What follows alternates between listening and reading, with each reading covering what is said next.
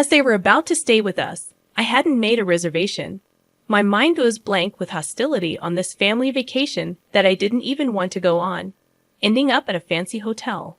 My husband, Spencer, pretends not to be aware of her animosity toward me and walks away, leaving me behind with a casual, "We'll see you at checkout, Emily." They disappear into the luxurious hotel. My name is Emily, and I finally turned 30 this year. I'm a stay-at-home mom living with Spencer, my mother-in-law Kate, and my son Sean, who turned 3 this year. Spencer and I met on a blind date 7 years ago and ended up marrying. We've been living an ordinary life without any major quarrels, known to be a couple very much in love among the neighbors. 2 years after we got married, we had our son. Spencer was busy with work, but actively helped me with childcare. I had no complaints about him, and we were living in a normal family environment. However, after the birth of Sean, things started to deteriorate.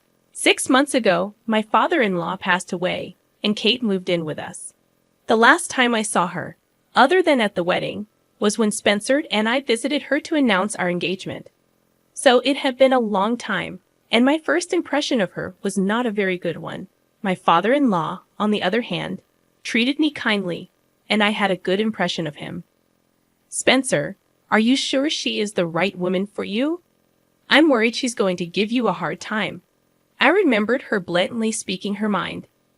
Spencer tried hard to make her accept the marriage, but the way she looked at me was not very nice. We managed to get her approval after some persuasion from her husband and Spencer. I still think she shouldn't have openly made such remarks in front of me. I was worried if we could get along once she moved in with us. I tried to be positive and switched my mind to do my best with her when she and her belongings arrived at the house. I helped her unpack, and she was very kind to Sean, who turned 3 years old while she took care of him. Spencer and I unpacked, and I asked him to take care of the heavy stuff while I organized the small things. The unpacking went smoothly, and there was only the small stuff left for me to do. "This is supposed to go over here. I wonder what kind of education you went through." She commented about a fake plant that could be put anywhere. I put it there to improve the atmosphere of the room, but Kate pointed it out to me. Although displeased, I tried to think she was just particular and moved it to the spot she wanted. She looked after Sean for a little while and started watching TV without offering to help me.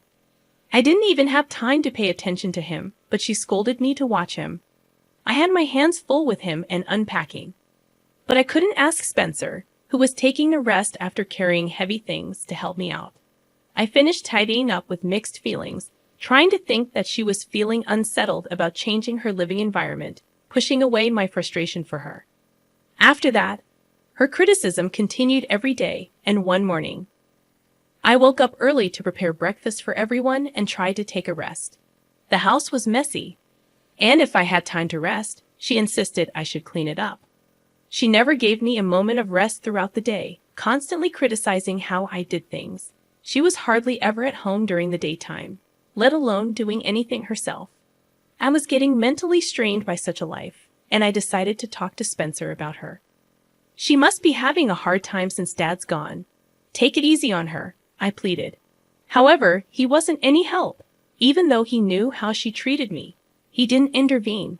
Every night, regardless of my feelings, I found myself lying in bed, hands on my forehead, drifting off to sleep in despair.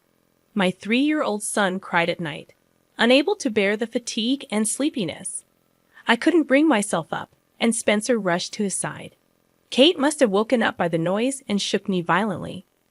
"How are you still sleeping when your son is crying? How can you live with yourself, Spencer? It's a woman's job," she yelled at me for being exhausted and unable to move. I didn't want to make things worse, so I quietly got up and went to Sean. I ended up getting no sleep that night. Spencer was off that day, and I was thinking about what to cook for lunch. Kate started preparing, and when she put the meals on the table, one plate was missing. It looks like one portion is missing. I married Spencer, who works hard, and my grandson, of course. "There's none for you. Make your own." I was absolutely mortified. I had been wondering if she was bullying me, but it became clear at that point. I had been unaware of it for a long time. I couldn't stand her without thinking that she was just being hard on me to make me a better wife. If I didn't think that way, I would have broken down. I couldn't talk back to her, so I confided in my friend after I dropped off Scene at daycare. That's definitely bullying. How are you holding up? I told the details to my best friend from childhood. She listened attentively and showed great concern, and I finally broke down in tears in front of her. I have been fighting against my frustrations and suppressing them at home for so long. She encouraged me, saying that I was doing my best and that I would be okay. I will help you. I will figure something out, she assured me. We parted as we both had things to do at home. Even though we didn't talk for very long, I felt lighter. My friend suggested a couple of things. One was to put a bug in the house and record what was said on a daily basis. I bought a cheap recorder on the way to pick up Scene and set it up discreetly at home. In the middle of cleaning, I picked up a piece of paper that had fallen out of a drawer in Kate's room. When I opened it, I saw a personal loan agreement, and the amount was $20,000. I couldn't believe my eyes, but I thought this might be useful and put the paper in my pocket. After a while, Kate returned and Spencer came home just in time for dinner. We sat around the dinner table with the usual complaints from Kate. Oh, by the way, my friend gave me a discount coupon for a one-night stay at the 5-star spa hotel. The fact that she brought up the subject suggested that she wanted to go. Spencer was very much in favor of it, and my son was also excited. I didn't feel particularly enthusiastic, assuming the trip would be a horrible experience for me. However, Kate surprised me with an unexpected invitation. Well, since you're here and always working so hard, you can come along too. I couldn't believe my ears, considering how much she had harassed me. Maybe she meant well, I thought, reluctant to believe she offered with malice. She expressed her desire to book everything the next day. Unable to sleep that night, I sat on the sofa for a long time contemplating the trip. Scene wanted to go too, but it was challenging to take him alone, and my mom couldn't watch him. Reluctantly, I considered Spencer's plea for me to join, even though he turned a blind eye to my suffering caused by his own mother. I don't want to go, Spencer. You don't help me when I'm being mistreated by your mother, I asserted. He couldn't say anything to that, but he pleaded with me to join. So, I gave him a condition. Have a look at this. I found it when I was cleaning Kate's room. I showed him the IOU with the $20,000 debt. His face showed disbelief. He couldn't believe his mother had such a debt. Can we help her pay this off as her son? He asked, knowing I'd managed our finances. I declined, having no good intentions to help someone who mistreated me. While I understood his feelings as a son, I couldn't accept his plea. I beg you.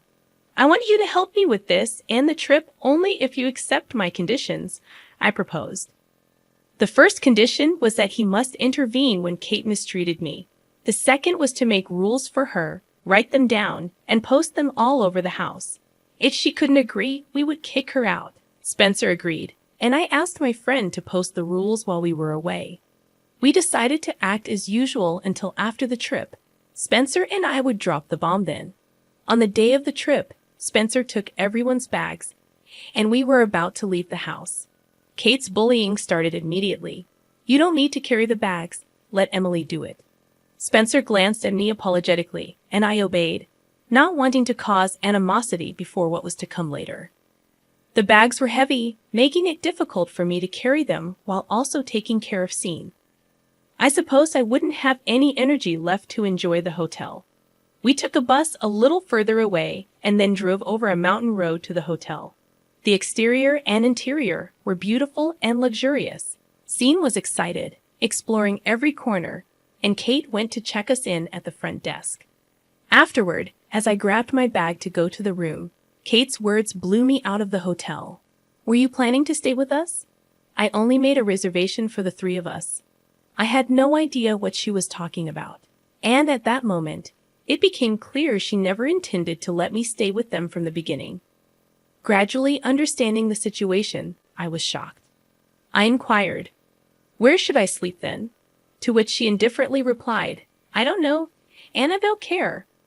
Why don't you just camp out in the wild around there?" She nonchalantly asked me to join, casually suggesting I sleep out in the woods.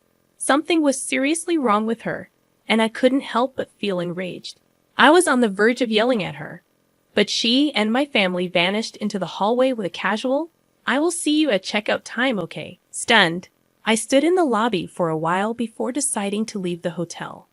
I knew there was a catch, but I didn't expect to be forced to camp out. I was on the verge of tears. All I received from Spencer was a message saying, "I'm sorry," and I couldn't even bring myself to reply. It was past noon when we arrived, so I had lunch at a random cafe and found an open field with a good night view. As soon as I arrived at the field, my friend called, asking how the trip was going. I explained what had just happened, and she was furious. She offered to pick me up, but I declined. I was thankful, but I was sure Kate would get what she wanted if I left. I couldn't foresee what she might do to me later. After hanging up, I decided to consult a lawyer just in case. I sent him my evidence, intending to sue her for emotional abuse if she were to be kicked out after the trip. The lawyer assured me that I could file a claim if it was determined that there was no premeditation. I had concrete evidence that should have proven it. After the call, mental and physical exhaustion hit me hard, and I lay down on the fresh grass, ending the day in an open field with a beautiful night view and a gentle breeze. The next morning, I met up with Kate and my family just in time for checkout. Kate immediately criticized, "Emily, did you stay in the woods? I bet you didn't even clean yourself. You're so filthy." Spencer tried to intervene, but she quickly changed the subject. It seemed he must have told her that forcing me out was too much. She bragged happily about how nice the hotel was, and Scene's smile was my only consolation on the way back home. Upon our return, Kate immediately shouted, "What is all this? Don't play with me." There were rules posted all over the house. She must have read some of them because her face turned red, and she became furious. Then Spencer showed her the IOU, and her red face immediately turned pale. Initially attempting to deny it, she eventually confessed to a spree with her late husband's life insurance. When the money ran out, she couldn't stop the habit and borrowed from Spencer. We proceeded as discussed, and Spencer firmly stated, "I can't have someone who has a debt living with us. I would ask you to leave. Of course, I have proof of what you have done to me. I will sue you," I declared, playing the recording for her to listen. As she heard the playback, her face turned as white as a ghost, and she begged me to let her stay. I informed her that she could stay if she agreed to abide by the rules and refrain from aggressive behavior. She eagerly agreed and apologized, saying, "I'm very sorry. Please help me. I beg you." Witnessing her in this state was unexpected, and I felt a sense of satisfaction, thinking it was finally over. My knees buckled, and I fell to the floor. Spencer sat me down in a chair and started yelling at her about the debt. His respect and trust for her had undoubtedly crashed down, and she must have never imagined a day when her son would scold her furiously, to which she frantically apologized. After settling everything, she kept silent and stared at the sky for the rest of the day. The atmosphere in the household changed drastically the next day. When I woke up early to prepare breakfast as usual, Kate immediately made a nasty remark. What differed from usual was the change in Spencer's attitude. He spoke out in a firm tone, saying, "Mom, we just talked about this yesterday." She choked on her words and went to sit on the sofa. Though tempted to laugh at the scene, I held it in and continued preparing breakfast. Spencer felt guilty about not being a protector and couldn't stand strong against Kate, who raised him. I knew in my heart that he was a kind man, and there must have been something on his mind to turn a blind eye. I didn't blame him. Though I needed him on my side, I couldn't hate the man I fell in love with. He apologized to me in tears, and afterward, he started to watch over me, while Kate's attitude improved day by day. She still pointed out some minor things, but I didn't feel any malice from her.